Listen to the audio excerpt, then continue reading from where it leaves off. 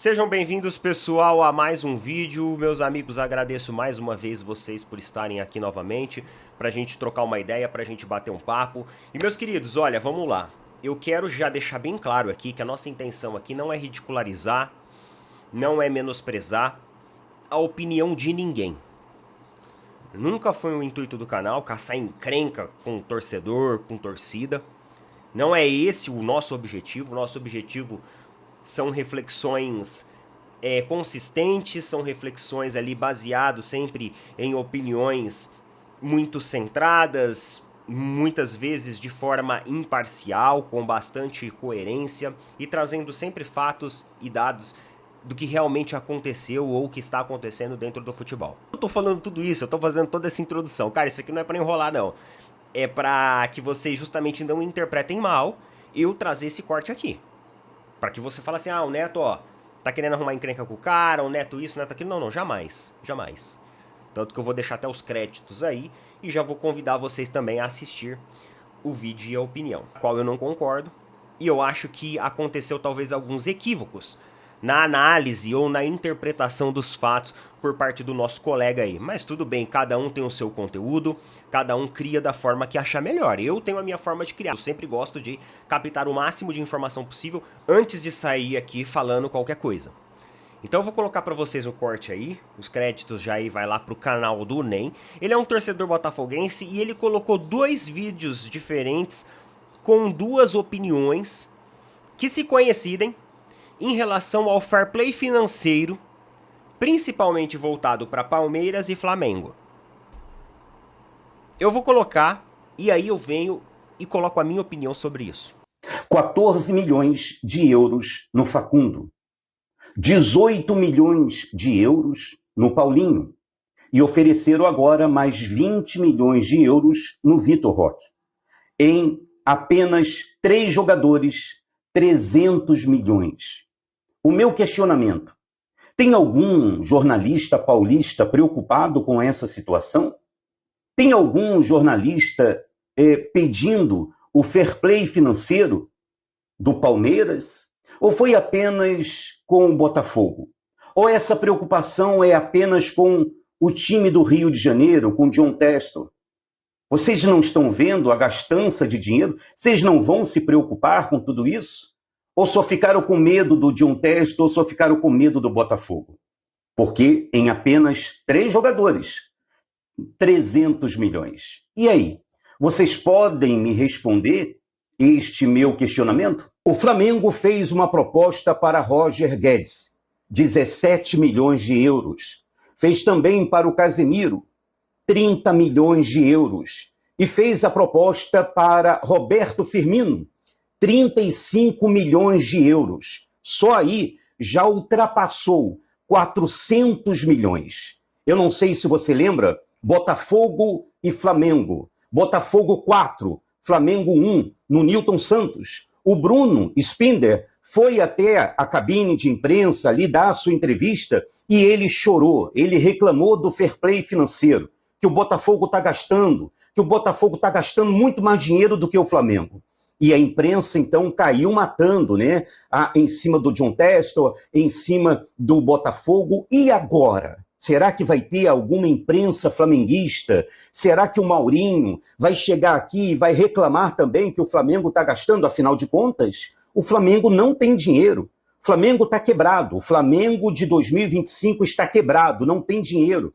Não tem dinheiro para novas contratações. Não tem dinheiro para construir o estádio. O próprio presidente falou, vamos construir o estádio, mas daqui a 15, a 18 anos, não tem dinheiro agora.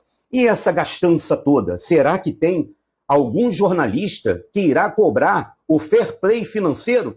Vou ficar de olho, hein? Meus amigos, por que eu falei pra vocês que é muito importante, quando a gente for criar um conteúdo, nós consultarmos os assuntos, consultarmos as fontes daquilo que a gente for falar, para que a gente não saia por aí colocando ou traçando opiniões que sejam muitas vezes questionáveis, como é a do nosso colega e a do nosso amigo aí. Lembrando mais uma vez que o intuito desse vídeo não é menosprezar a opinião de ninguém, mas sim fazer contra-argumentações sobre o que foi relatado.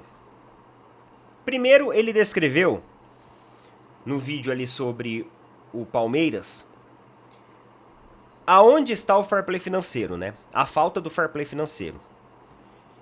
Ele falou sobre as negociações que o Palmeiras tem conduzido, o dinheiro que o Palmeiras tem colocado e questionou. Isso porque a Leila Pereira, o Rodolfo Landim esse ano bateram muito na tecla do fair play financeiro. Depois ele faz isso com o Flamengo também. Um vídeo com um teor muito parecido sobre os investimentos do Flamengo. Inclusive, em alguns investimentos eu acho que ele erra, né? Porque, pelo que eu sei, o Flamengo não colocou dinheiro na mesa por Roger Guedes, por Casemiro. Então, assim, eu não sei de onde ele tirou essas informações em relação ao Flamengo. Eu, pelo menos, não cheguei a ver informações dessas nos portais ali que eu sempre consulto, que eu sempre vejo.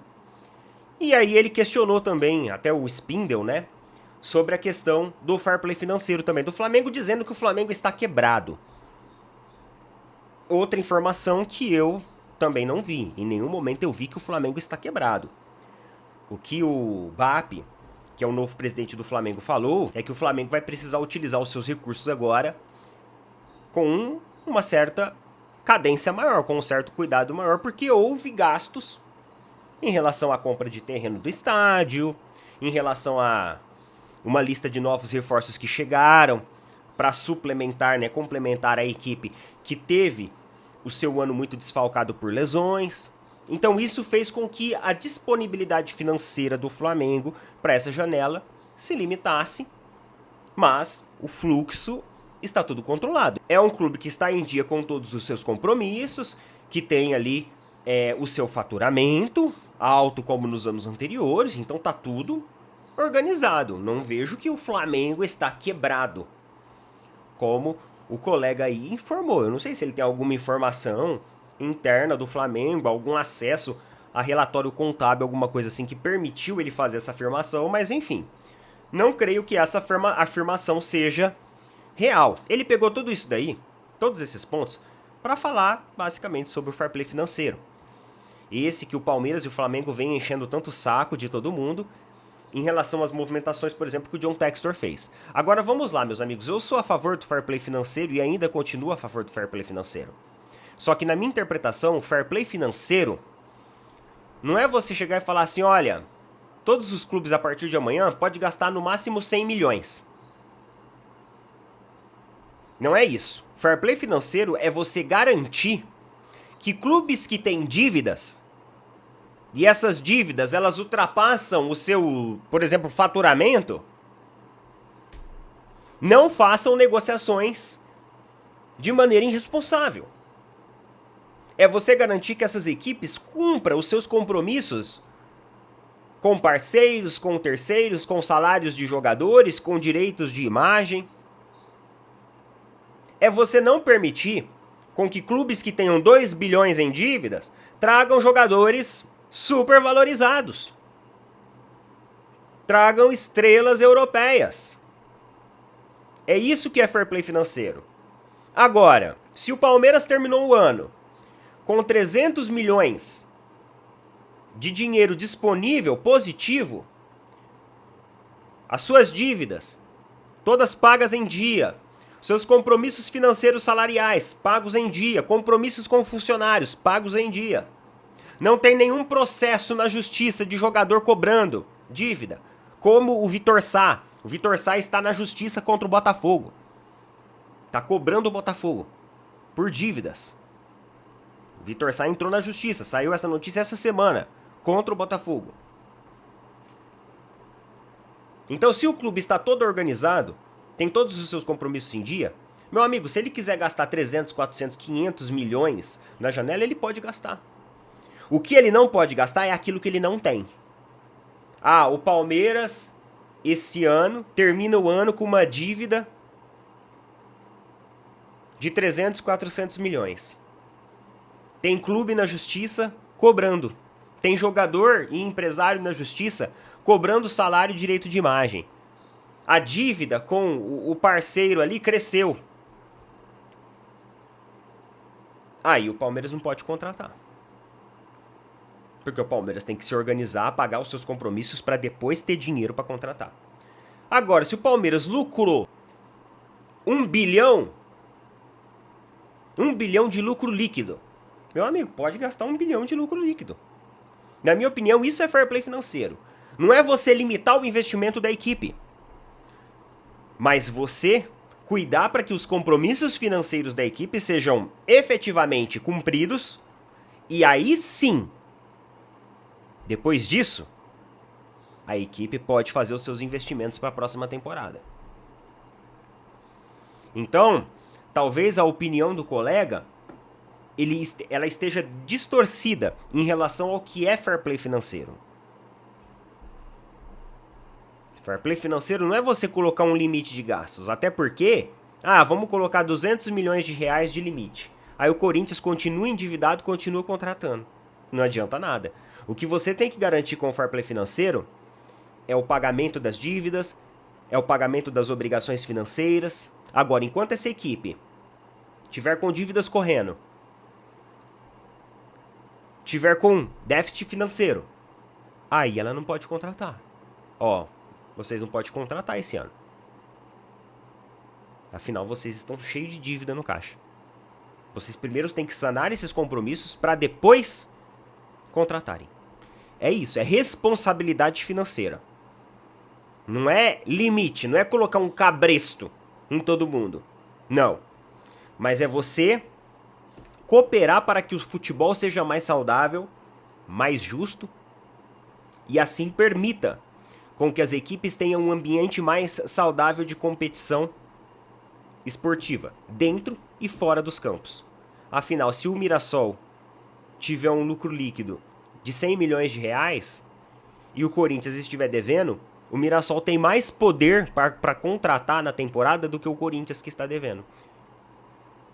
É você ser justo. Entendeu? É isso. Coloca nas opiniões o que vocês pensam e acham disso. Tamo junto. Valeu, falou. Até mais.